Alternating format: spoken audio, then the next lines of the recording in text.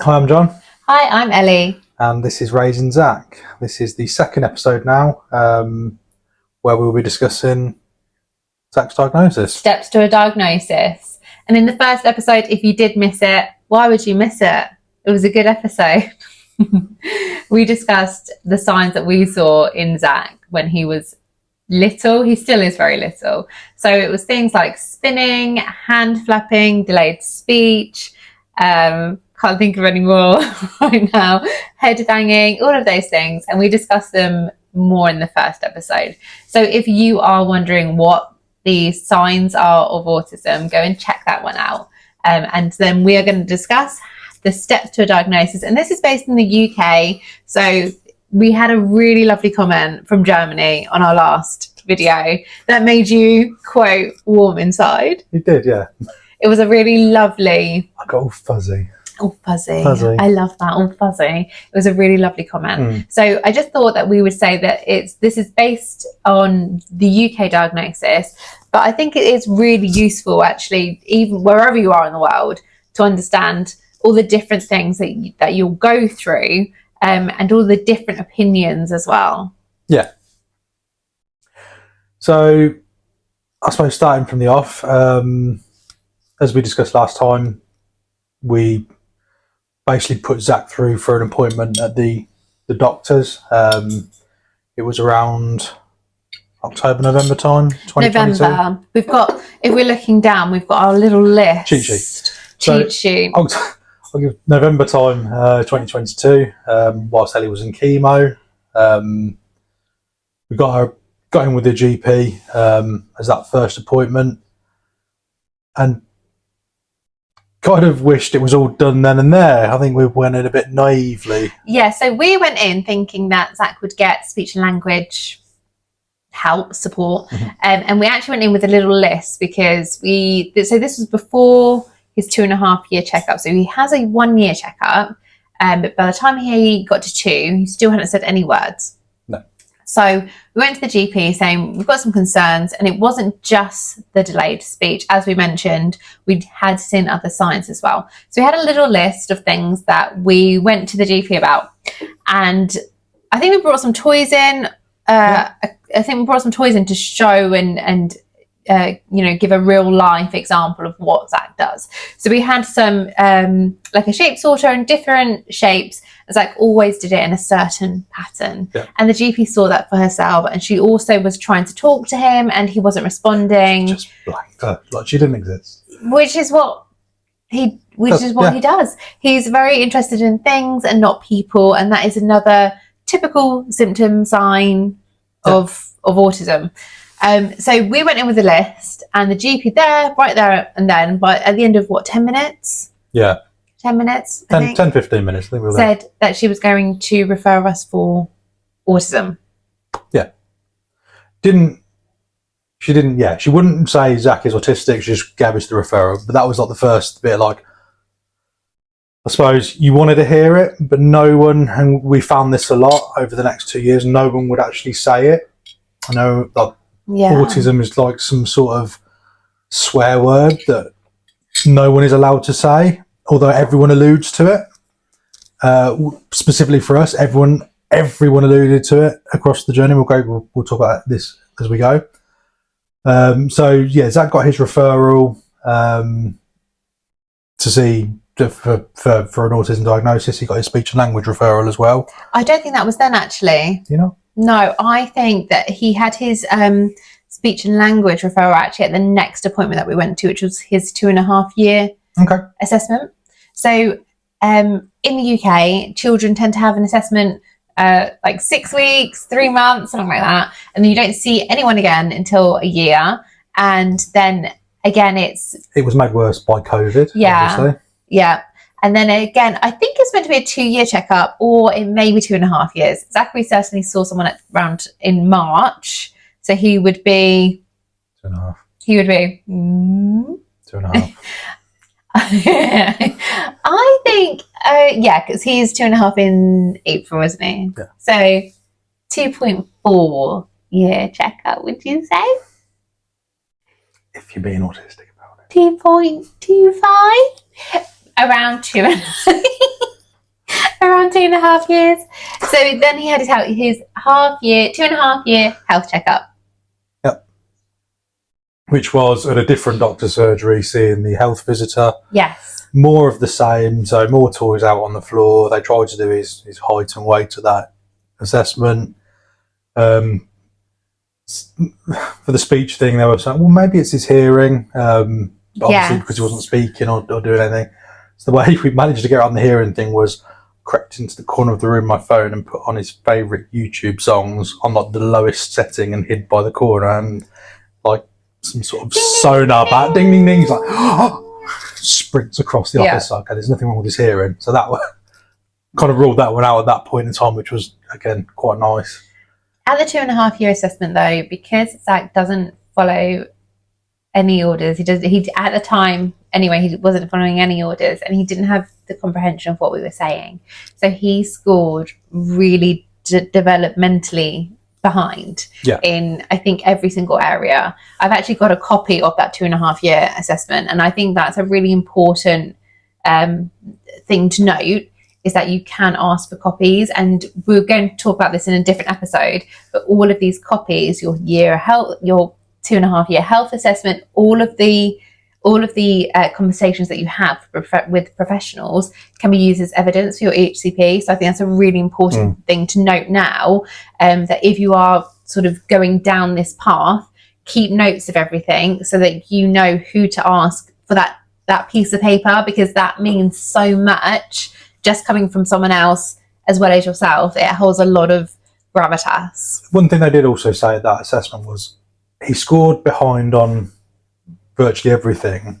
However, if he was speaking, it wouldn't have put him so far behind, because a lot of the requirements for that 2-year assessment required him to say something. Yeah, or understand an instruction. Yeah. So it was things such as threading a piece of string through a bead. It was looking in the mirror and saying hi to yourself or something like that. Yeah. So a lot of those things were to do with speech, and they were to do with the fact that Zach wouldn't comprehend what we were asking him to do, because we know that he had a really fine, we know that he has fine motor skills, because he will root through, do you remember he used to root through like a bowl of stuff to get one specific food that he would eat.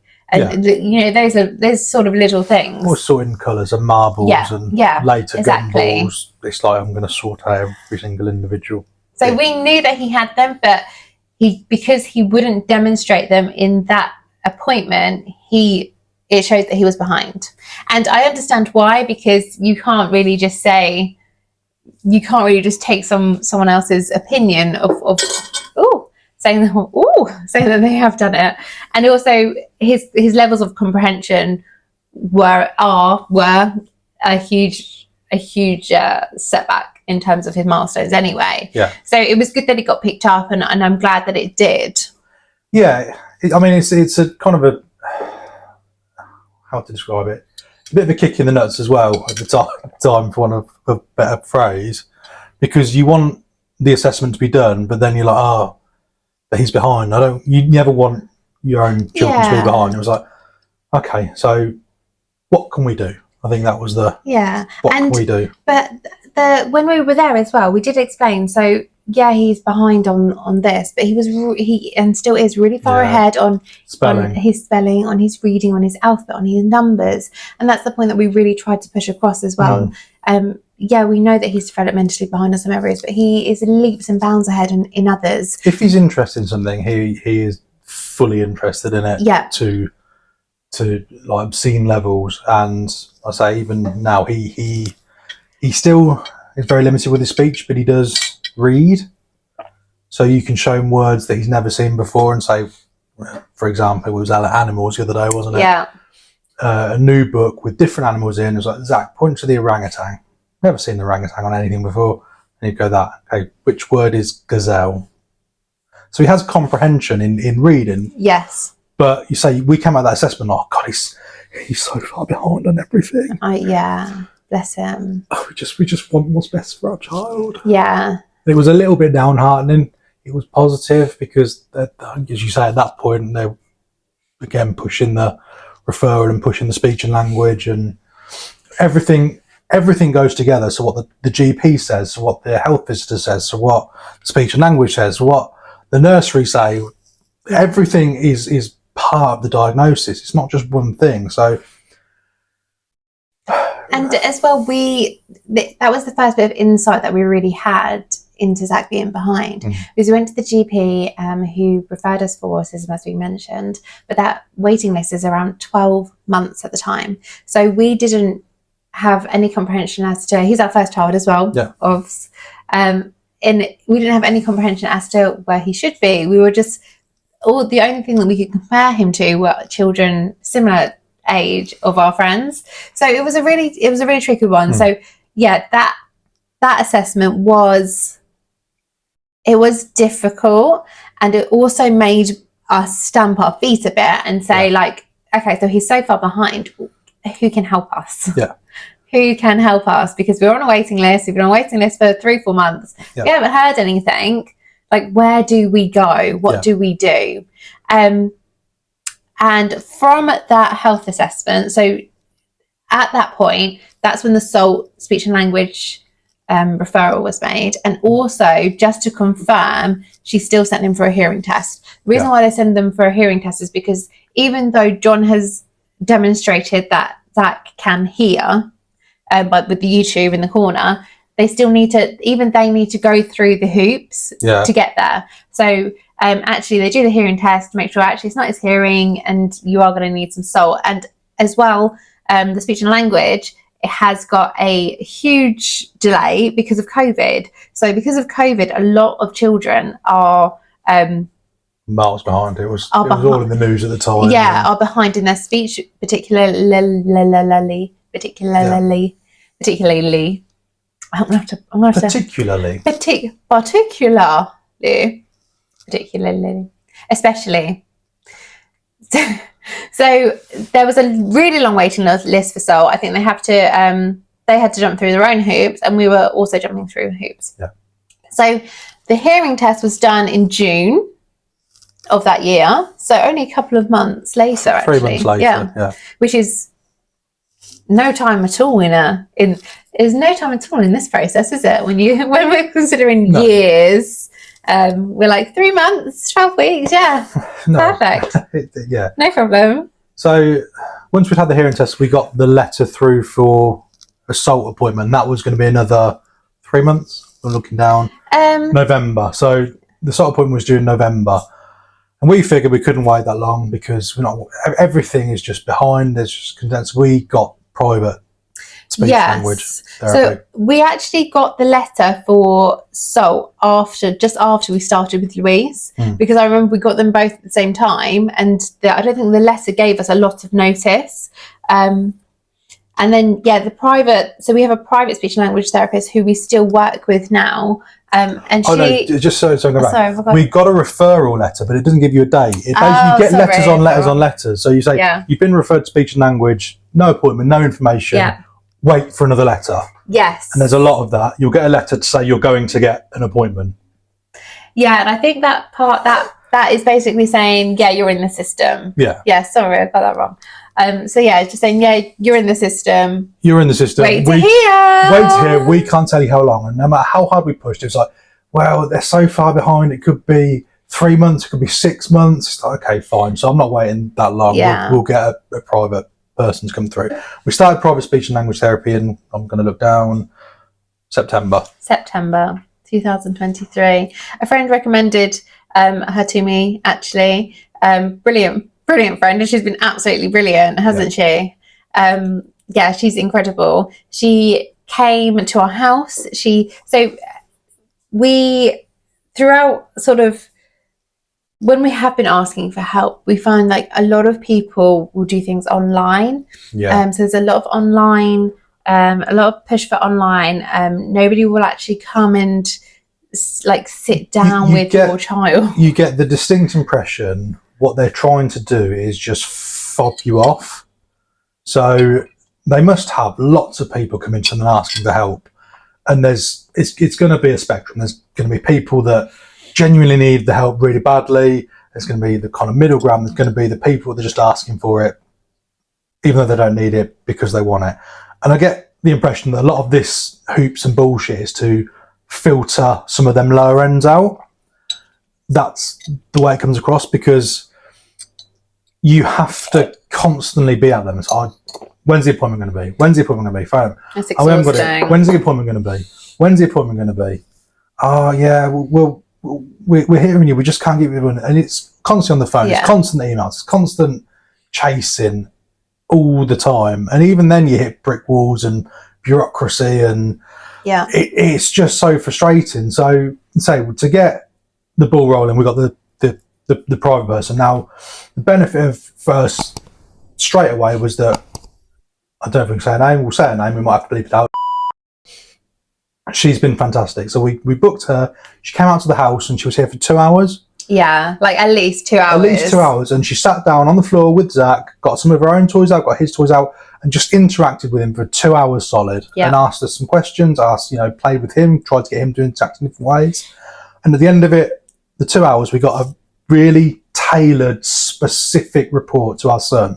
Yeah. Because, like Ellie was saying, you ask for help and they'll send you an email and it will have 100 different sheets on it. Just read this information. It's like, 95% of this is irrelevant. You're not helping. You're just giving us stuff that we can get off the internet. It's not helpful. It's just frustrating. I think as well, when you're going through it, you have a toddler who is not responding in a neurotypical way. You're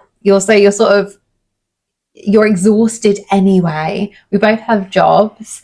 So you're trying to like keep on top of everything, whilst also trying to learn something completely new that isn't, and everyone's got an opinion as well, which I think is, everyone has an opinion. Everyone has an opinion, and it's like, you're not only just trying to fight for doing the right thing, you're also trying to like take bits of advice, but then filter out things that actually are not useful. And you just don't like, we just didn't. And also because we're then also trying to look at autism, but nobody's actually specifically saying it's autism. So we're like, is it autism? Do we go down the autism route? Or, we get a lot of like GLD, which is that Gestalt learning.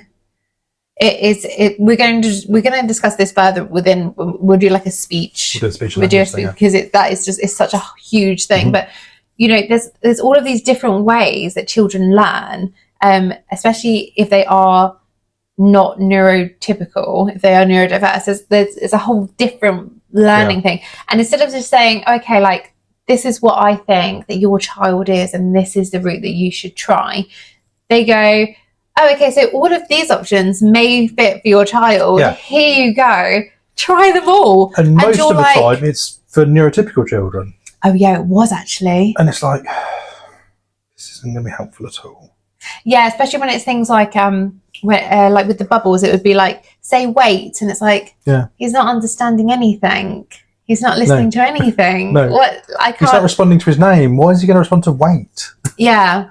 So that was, But gave us some real brilliant advice, and it actually, so within that, I think the first thing to do, if you're watching this and thinking like, oh my God, tell me the answer, the first thing I would say is that we actually, the first part is to increase your shared attention with your child, and that doesn't require any verbal communication at all. It is all non-verbal and just creating moments of shared interest. And I think that is such a good place to start. Would you agree? Yeah, absolutely. So it's things like, and what we were doing was literally laying on the floor with him. Getting down to his eye level. Copying what he's doing, making the same sounds he's making. If we were talking to him, it was one word. Not sentences, never questions, just one word. Cup. Turn. And just basics. And that's how we spoke to him for at least 6 months. And Louise said it a lot more complicated than that. And there's a whole load of other things. We'll get the detail in the speech and language one. But that is just, but something just like that, just that simple, was just something that we never had. And then that was the first main, I suppose, not the main one, but the first point where he had tailored advice and it was like, okay, we can really do something work about this. with We can work with it. Yeah. And you come out feeling chuffed. So that was November. No, that was September. And then November, we out of the blue got an appointment with the NHS speech and language therapist. So we went there. Thought, well, we're you know, two's better than one. Yeah, and we were excited for it because so we were thinking, right, it's been a year since we've been to the GP to get referred. Since March when they did the speech and language referral, we're like, finally, we are getting somewhere. We went there, we waited, we saw a lady who we still work with. We work with her now. Really nice lady, but she was basically like, so I guess things have changed a bit from you since the first diagnosis. And we're like, since your first referral, we're like, no, he's still not saying anything. Nothing has changed. And, you know, she sat down with him, sort of did the review, very similar to the previous reviews where, you know, was sitting with your child, watching them.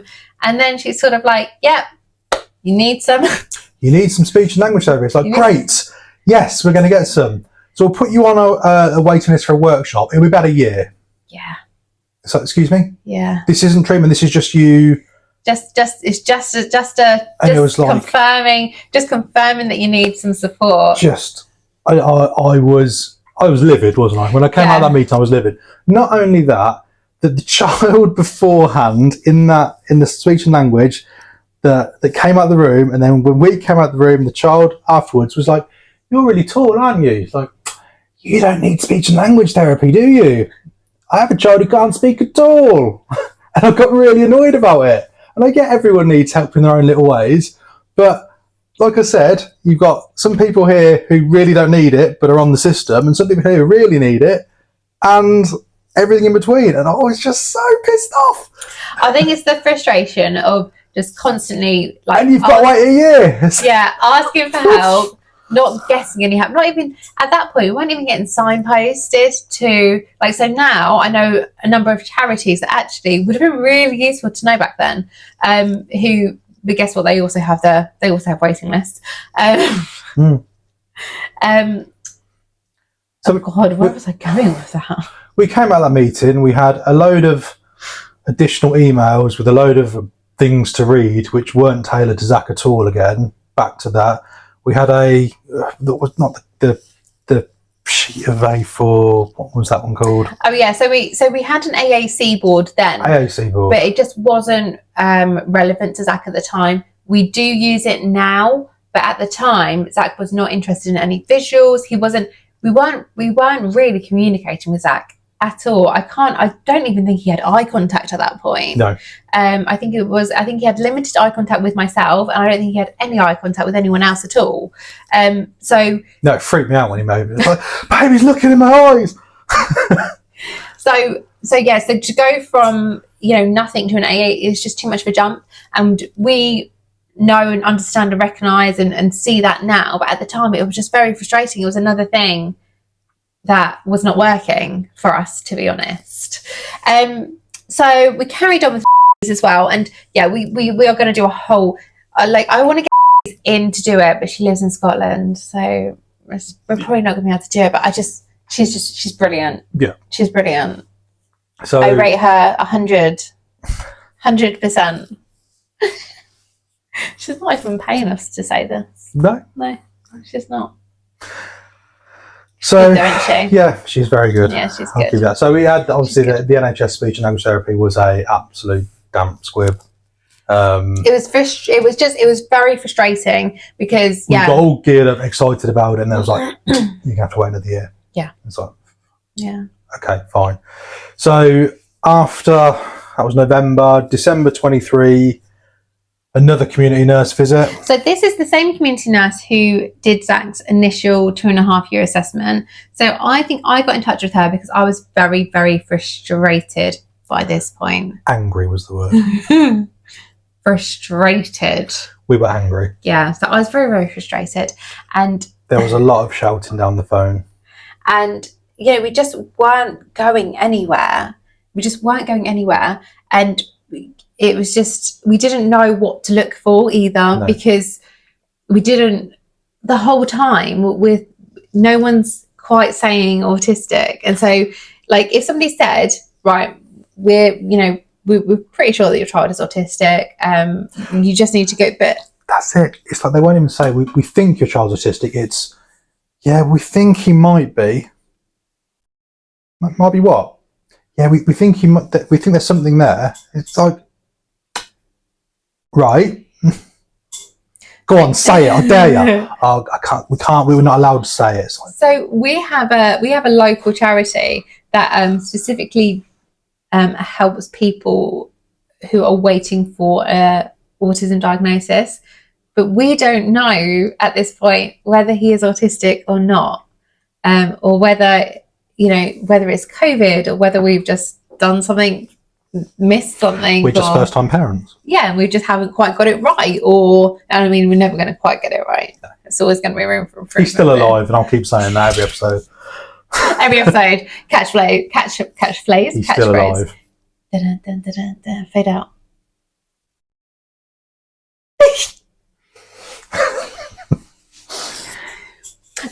Where were we? Community nurse. Yes, the community nurse came around. She's really lovely, but I would have liked to see a bit more like. Hang on, which one was this? You're not meant to say her name. We can beep it out. Yeah. She was lovely. She was useless. You weren't a fan of her. No, she was useless. You asked her very directly for help, for things to do. She would never get back to you in a timely manner. When she did, she wouldn't do half the things she said she was going to do. We complained in the end.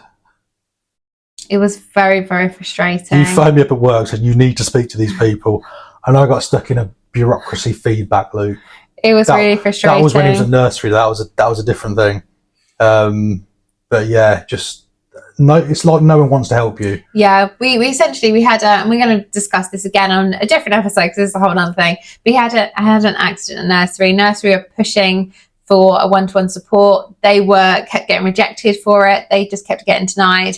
So we said, right, because we knew that he needed one-to-one support because we can see how he is at home. We know he's all these different reports from the paediatrician, from the GP, from private SALT, from NHS SALT. All these things are building up in the background. We've got all these things saying it but not saying it. Yeah. And then we're asking for help and not getting anywhere, and then nursery are asking for help and they're also not getting anywhere. Zach needs one-to-one support because he doesn't see danger. Yeah. So he's a constant. He just needs constant watching. And essentially, I said, right, we are going to get in one-to-one support. We are going to find, we're going to get people to write in, people that can help us. I'm going to get copies of things, and this is when all the like, this is when I started asking for like the 2.5-year health assessment, things like this. And John asked our community nurse, who had come down, sat with us and said, done the 2.5 years health assessment, visited our house, seen him in his natural environment. Yeah. David Amber coming out here.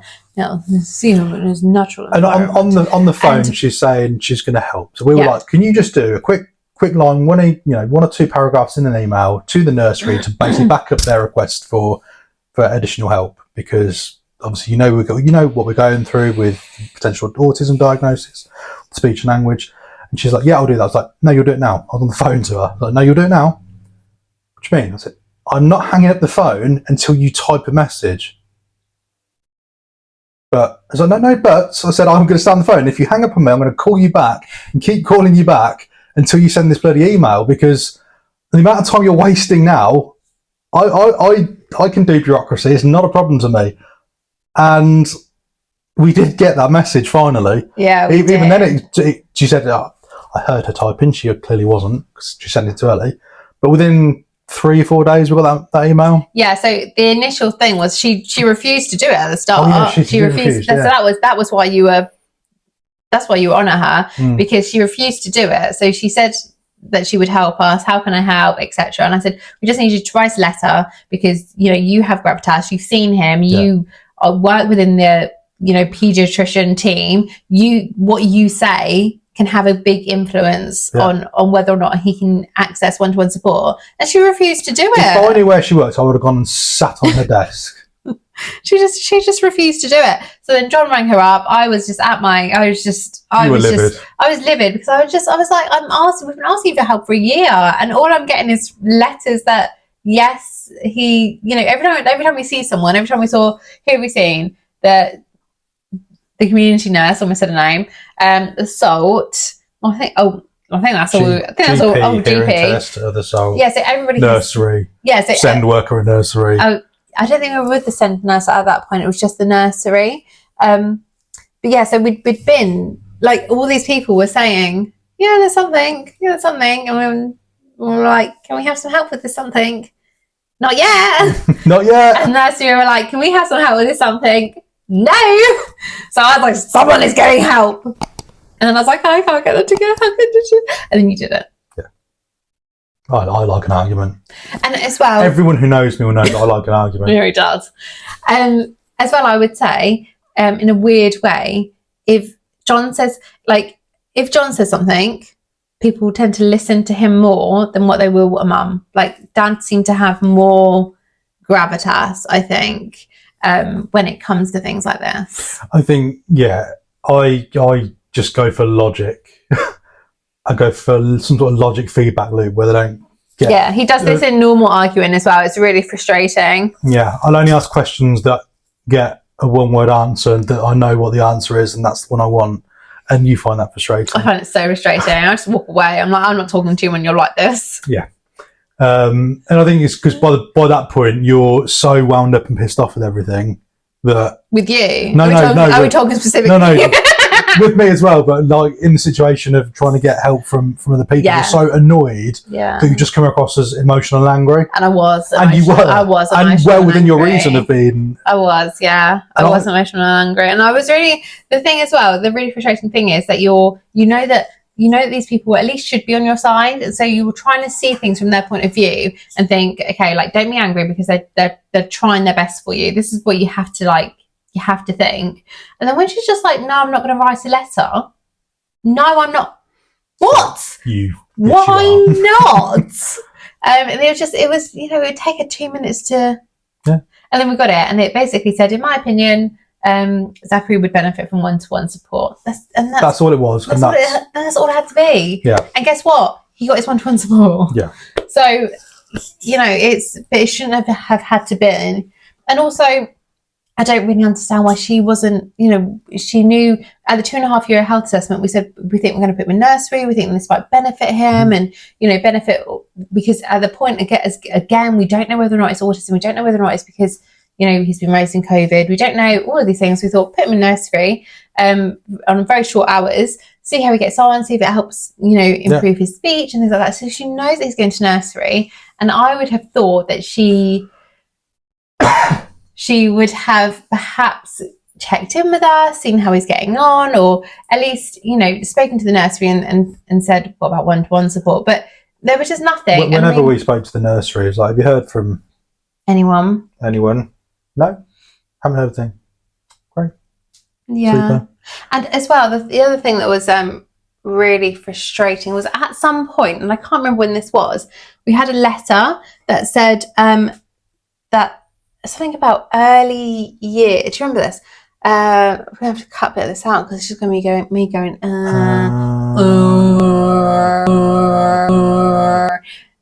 loading. So we had this letter that basically said, like, early years intervention, your child may have a send issue, something like that. And I remember being like, I remember calling her and saying, it's not going to be early years by the time he's seen. So that was because when you read up about autism, early intervention is so important. Like it can literally change how children interact. Like it's so important, and there's so much research, and we'll look at the research for a future episode because I don't have it on the top of my head. I don't even have a letter reference. No. But it's really, really important. So it was really, really frustrating to have a letter that says, yeah, like, you've not caught it. That's a wrong word.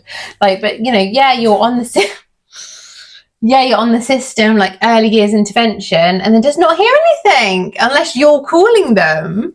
It's just really frustrating. So we're really frustrated. That's what you'll be frustrated a lot. That's the takeaway from until everything changes. You're going to hit frustrations at every point. So seeing the community nurse in December 23, and then in somewhere around then we got the letter to say you've got an appointment at the hospital with the paediatrician. And we're like, yes. Woo! This is it. Paediatrician at the hospital, at the development centre. Yes. And I think actually the community nurse who we badgered, I think she's the reason why we got that appointment actually. Like bless her. I think she is on our side, but she's also on a lot of other people's sides. And unfortunately, sometimes it is the people who shout the loudest. Which is, it shouldn't be that way, but we only kind of realised that probably 2024 onwards, that if you shout loud, shit happens basically. Yeah, and when we say shit, we obviously shit gets done. Not shouting, just calling and badgering constantly. So we had it with obviously to get the paediatrician appointment. We had it with NHS speech and language for the second round of workshops. We had it with the CDC. So we had you badgered. That's the only way to put it. We got the paediatrician appointment in January 24 at the hospital. Started celebrating. Very excited that we're gonna get some answers. Because this appointment's an hour, isn't it? Yeah, it's an hour, and it's over a year that we've been waiting now to be on this referral. So we get to the hospital. Same format as it's been. He goes into the room. There's toys everywhere. We talk to the doctor for a while about all the things he does and doesn't do. She observed him do them, and tried to talk to him, and obviously he wasn't answering or looking. It's like, yes, he's doing everything that we want him to do. He was flapping. Spinning. Because sometimes, and we'll talk about this later, but sometimes you go into one of these situations, and your child is just acting so what we think is neurotypical. And we'll talk about that. We've talked about it. They've she's started to give tips and things, and then it's like, right, end of the appointment, here we go, drum roll. Okay, right, I can't actually say it, but I think he might be, so we'll get him into the CDC. It's like, it was just another hoop. It was just another hoop. And also the person who we saw, I think, was more focused on neurotypical children. And the reason why I say that is because we have since had contradictory advice as to what the lady gave us in that appointment. So I think that's just a really important part to note, that if you are seeing someone who deals with neurotypical children, their advice is likely going to be incorrect for your child. Like with the bread and the feeding stuff.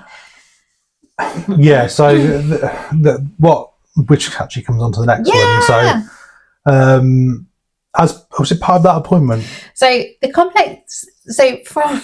next appointment was complex eating. So I think essentially after seeing the paediatrician, where we were sort of we went through things like what he ate, and it was obviously very limited because but we were also under the impression that that was the next step.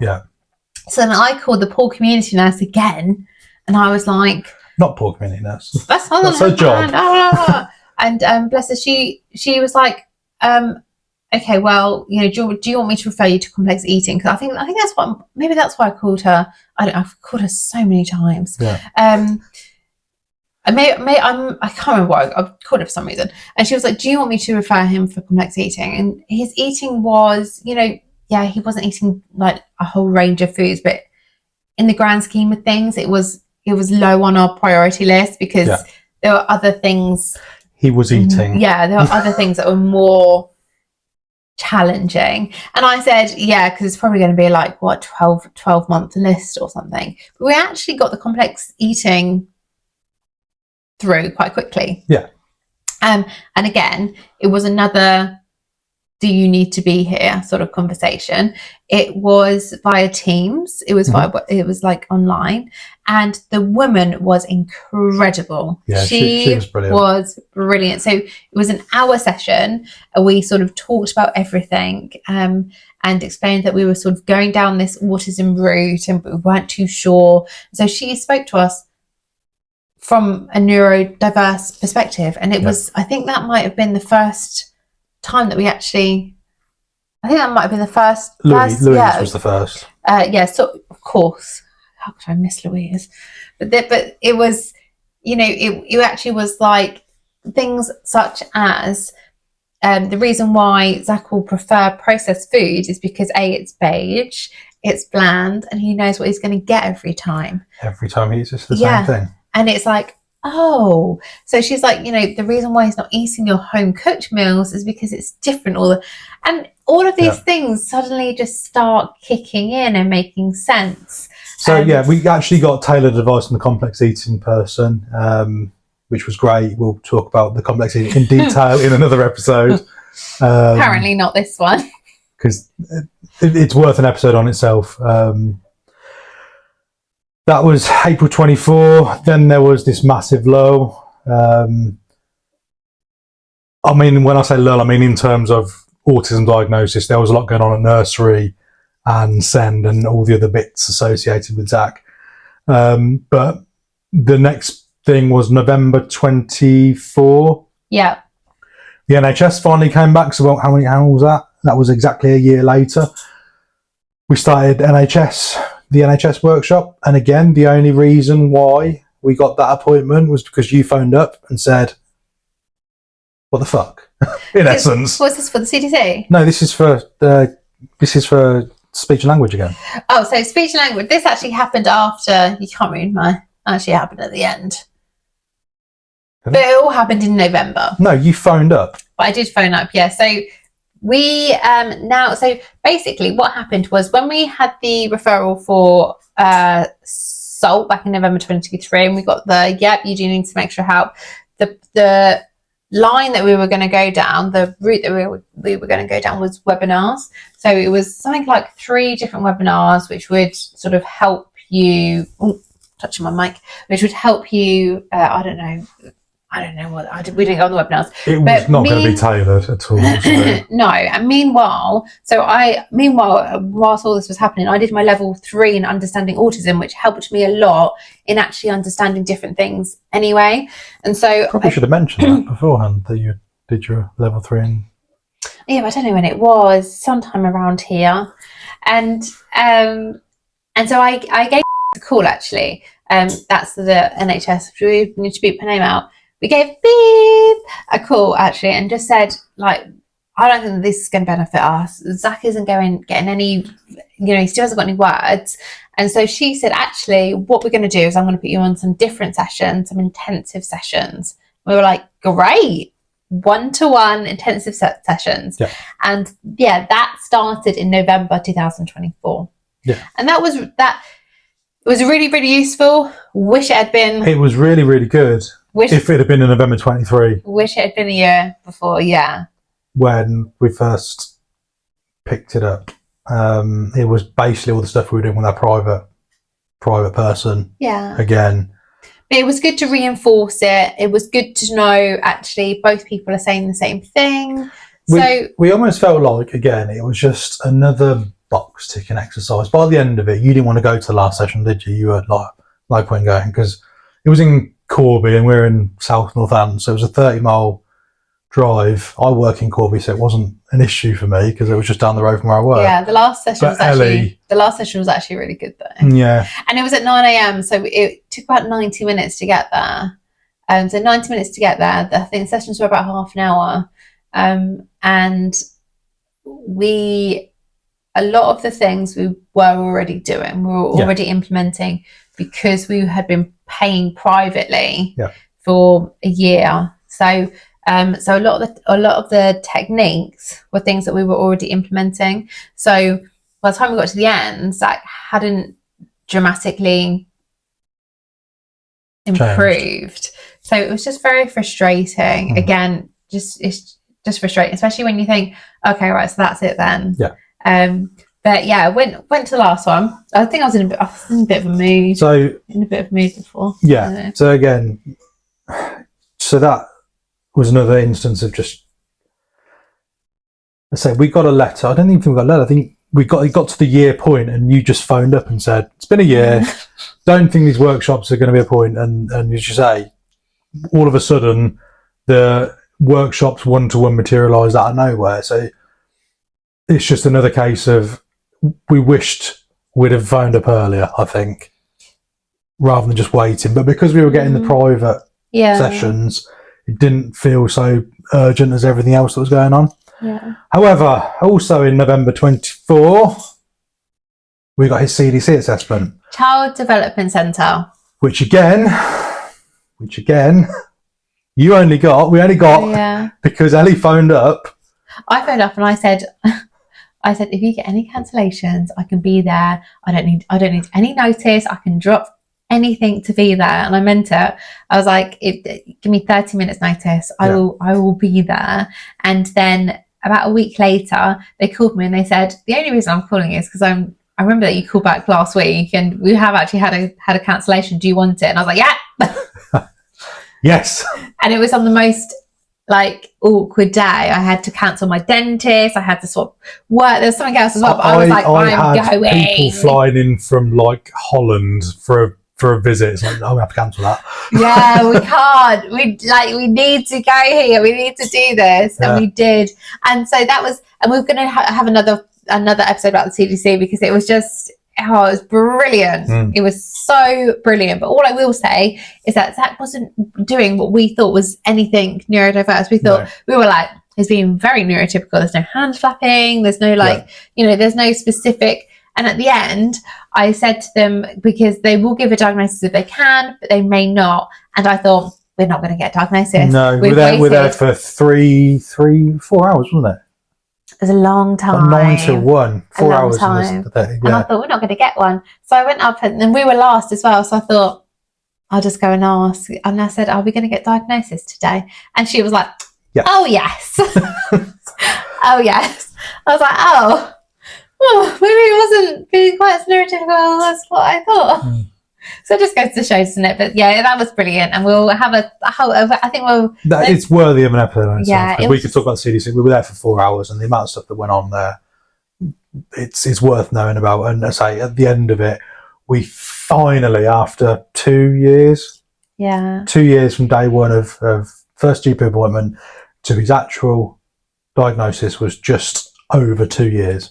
Yeah, but the CDC appointments they're like gold dust. That's what somebody described it to me, and you can really tell why, because they were just brilliant. Yeah, they were really, really brilliant. So too tricky. I would say the first year was tricky because we didn't know where to go. We didn't know where to go, and we didn't know what to look for. Didn't know what to look for, and we didn't know how hard to push people, or we didn't know we could push people as hard as we do now for every instance.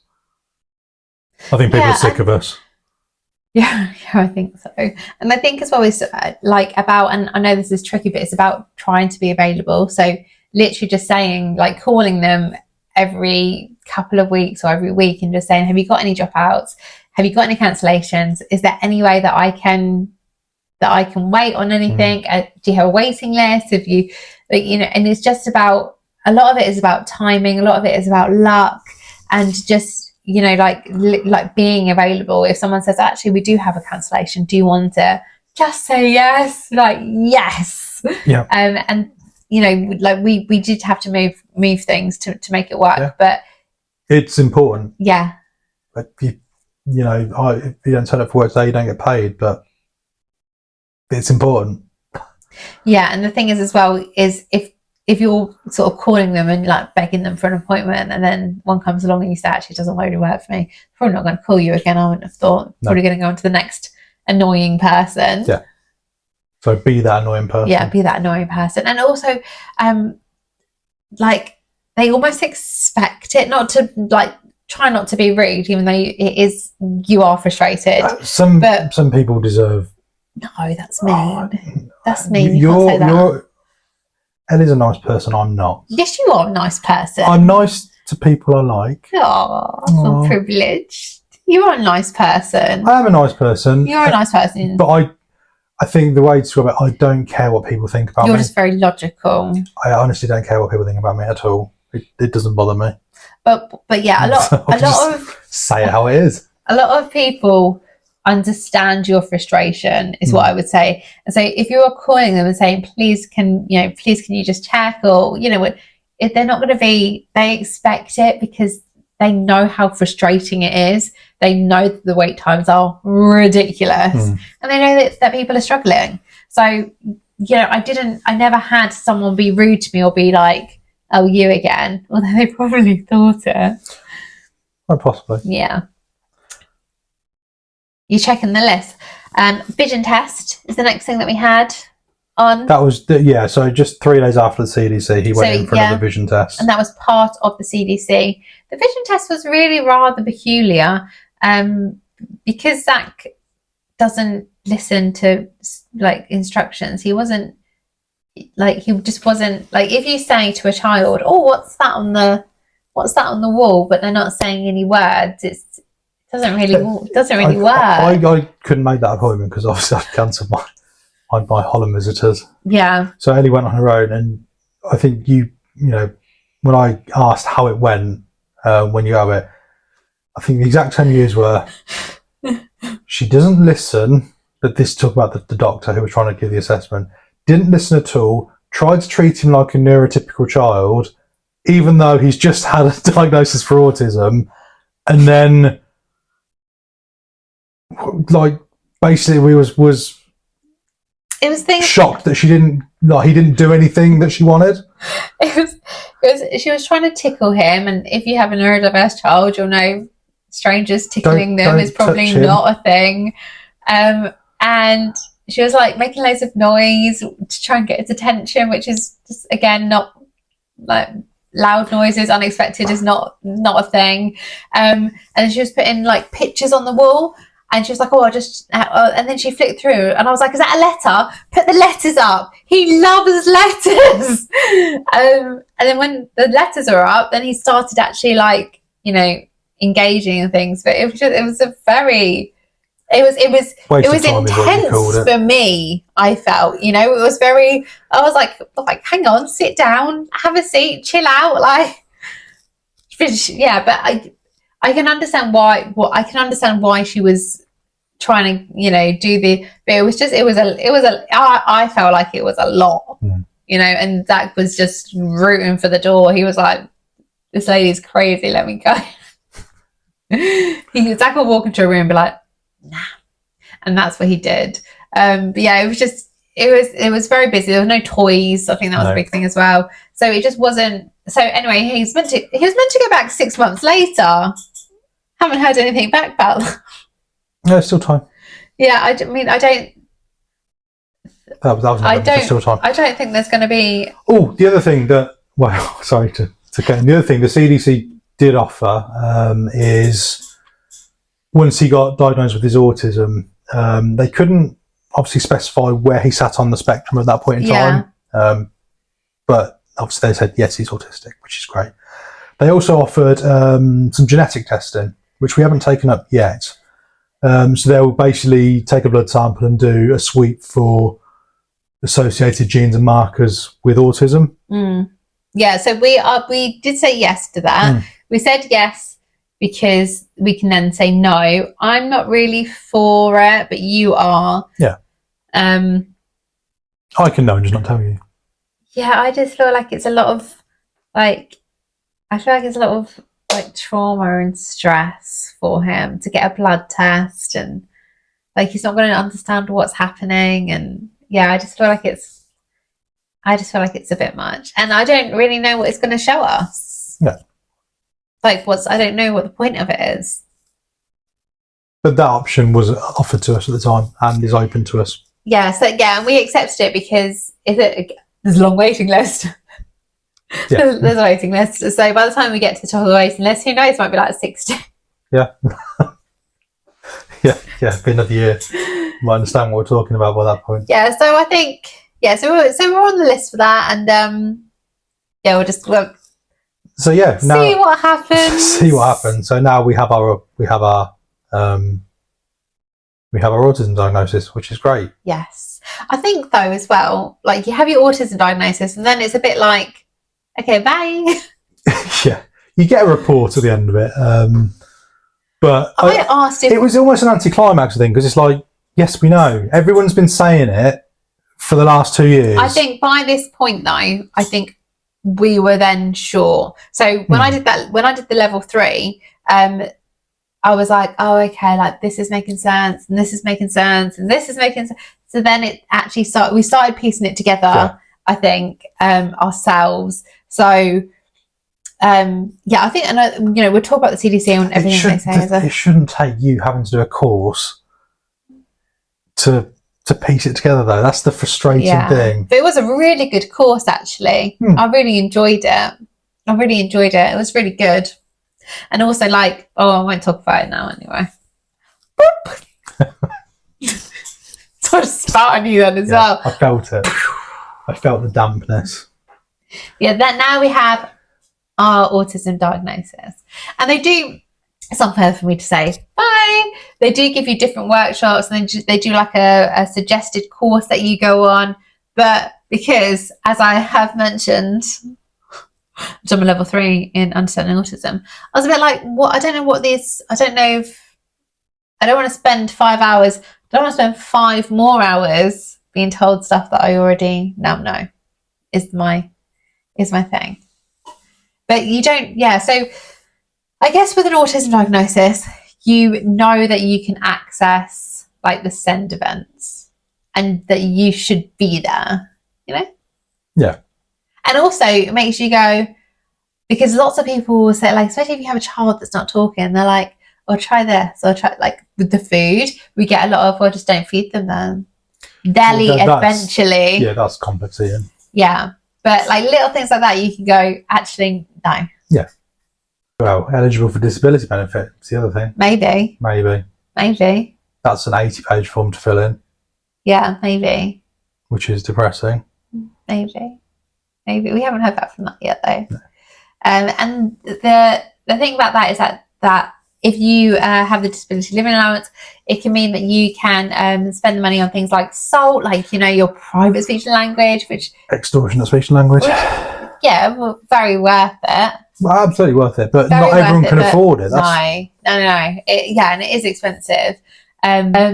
Also, with a diagnosis, you can get is it called a Nimbus card?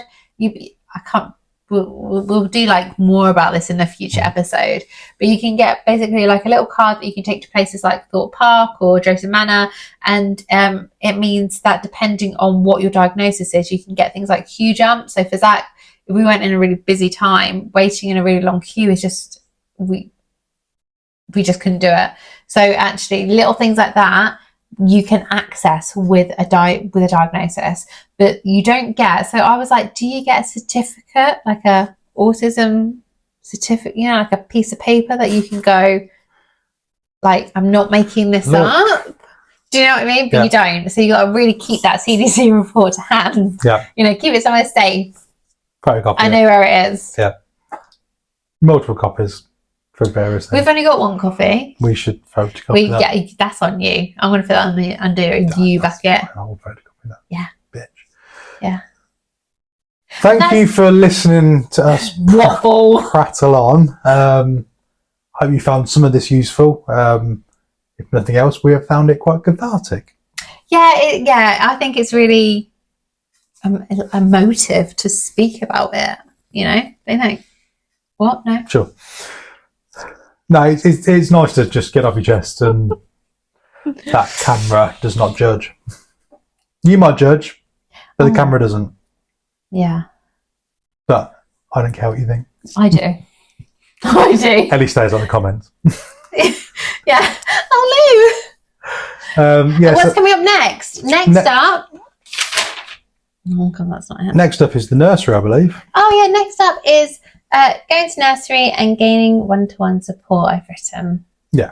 So the whole nursery thing ran in conjunction at the same time all this was happening. So we'll go into a bit of that, and we'll go into a bit of detail about the trials and tribulations of the nursery. And yeah, that's going to be episode 3. So again, thank you for joining us. Thank you for listening to us.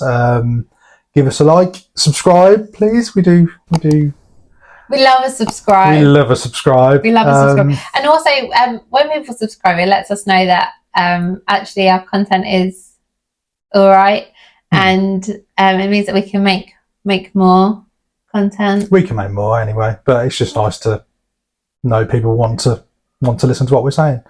So yeah, thank you. Because if no one watches or subscribes, though, then then you just be talking to yourself.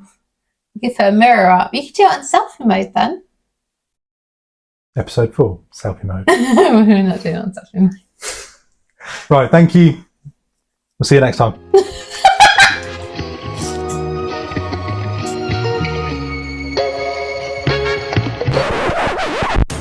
Oh, one thing. Right. Because we're like newsreaders, I just want to show off my my awesome trousers. Oh my god, don't.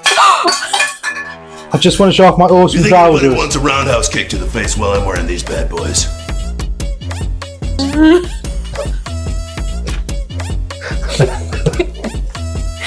Imagine you just took everything out.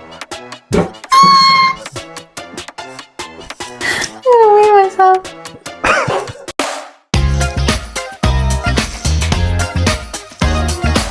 Last time you were like, nah. With the mic. I've forgotten about that granola. Add that to some yogurt tomorrow. Sure. Alright, that should be enough. Where the magic happens. Hi, and welcome back to Raising Zach. Episode 2. Episode 2. The sequel. The sequel. For like an 80s, 90s sequel.